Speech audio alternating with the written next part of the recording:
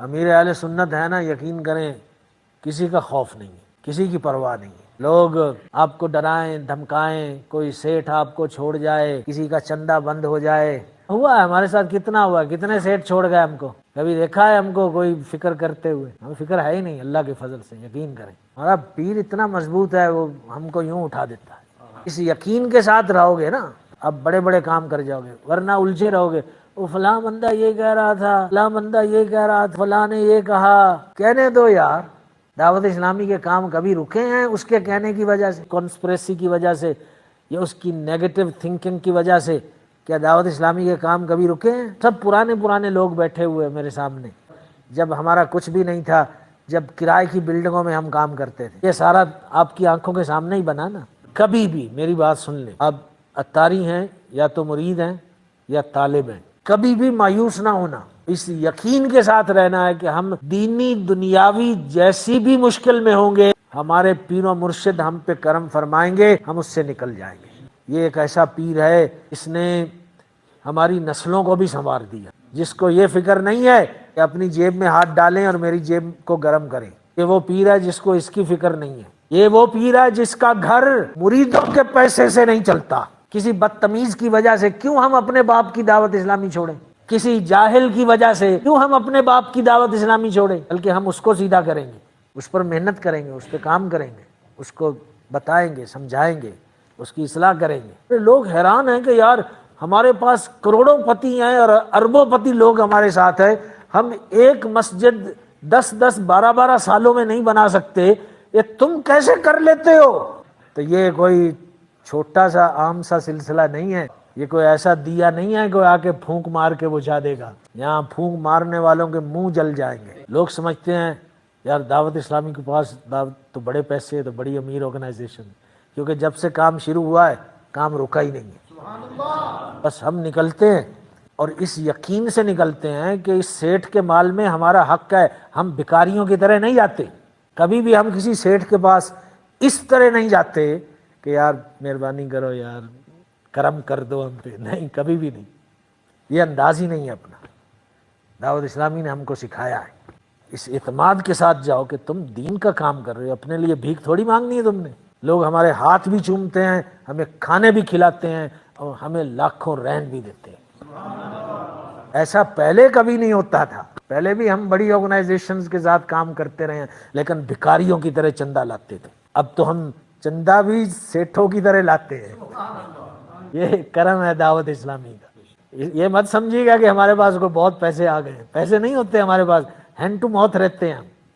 سال بھر ہماری جو فائنینس کی سچویشن ہے نا، اگر کسی کو شوق ہو نا کہ ہمارے اکاؤنٹوں میں کتنا پیسہ ہے اور سال کے آخر میں وہ ہمارے پاس کتنا رہ جاتا ہے، تو موسٹ ویلکم، ہم آپ کو اپنے فائنینس ڈپارٹمنٹ ہے نا اس کے ساتھ بٹھا دیں گے۔ یہ کرم ہے، یہ امیر اہل سنت کی کرامت ہے۔ ہمارے اللہ کے فضل سے سارے کام چلتے بھی ہیں اور بڑھتے بھی ہیں، نئی بلڈنگیں ساتھ ساتھ وہ بھی بن رہی ہوتی ہیں، کئی ملین کے خرچے ادھر ہو رہے ہیں، کئی ملین کے خرچے ادھر ہو رہے ہیں۔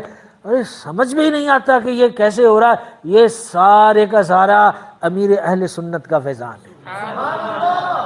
اب مجھے اس لیول پر یقین ہو گیا، اب یقین کریں کہ کوئی بھی کام ایسا نہیں ہے اسلامی کام جو دعوت اسلامی نہیں کر سکتی۔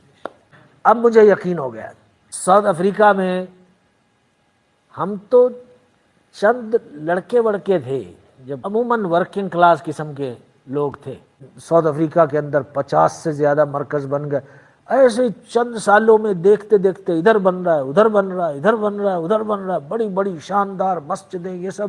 اچھا، اب جو دور ہے نا، میں آپ کو بتاتا ہوں، دنیا بھر میں اہل سنت والجماعت میں اگر کوئی حاسد ہے یا جس نے کینہ پالا ہوا ہے، اس کو مائنس کر دیں اور وہ مٹھی بھر لوگ ہوں گے دنیا بھر میں جس کے دل میں حسد بیٹھ گیا، یا کوئی جاہل پیر وغیرہ جس کو وہ سب شریعت کی پابندیاں پسند نہیں ہیں تو وہ دعوت اسلامی کو پسند نہ کرے اور اس کی وجہ سے امیر اہل سنت کو پسند نہ کرے، اس کی بات ہم نہیں کر رہے۔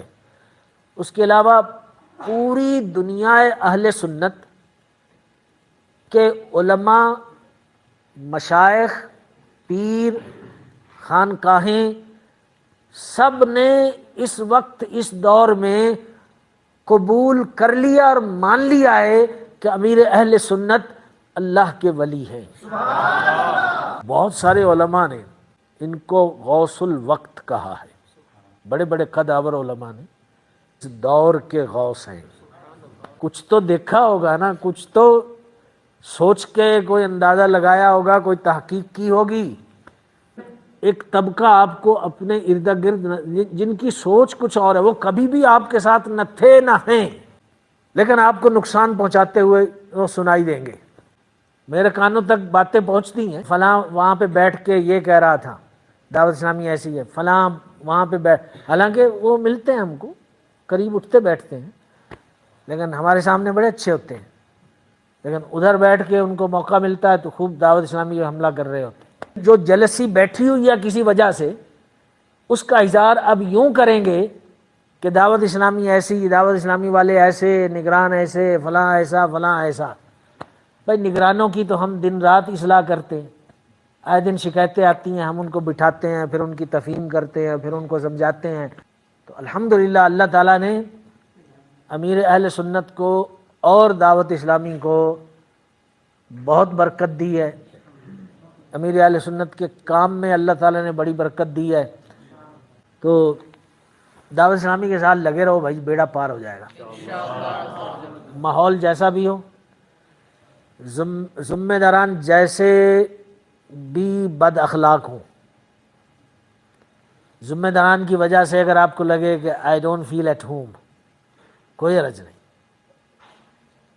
یہ دعوت اسلامی کسی ذمہ دار کی تھوڑی ہے، دعوت اسلامی تو آپ کے باپا کی ہے۔ کیا آپ اپنا گھر چھوڑ دو گے کہ کوئی باہر والا گھر آپ کے گھر میں آ کے آپ کو تنگ کر رہا ہے تو آپ کہو گے نہیں میں تو اپنا گھر ہی چھوڑ رہا ہوں؟ ایسا کرتے ہیں کوئی؟ تو دعوت اسلامی تو اپنے باپ کی ہے بھائی، باپا کیوں کہتے ہیں ہم؟ روحانی باپ ہے، ہمارے باپ کی ہے دعوت اسلامی، لیکن دعوت اسلامی کو کبھی نہیں چھوڑیں گے۔ یہی امیر اہل سنت بار بار فرماتے ہیں، کیا میرے بیٹو میری دعوت اسلامی کو کبھی نہ چھوڑنا۔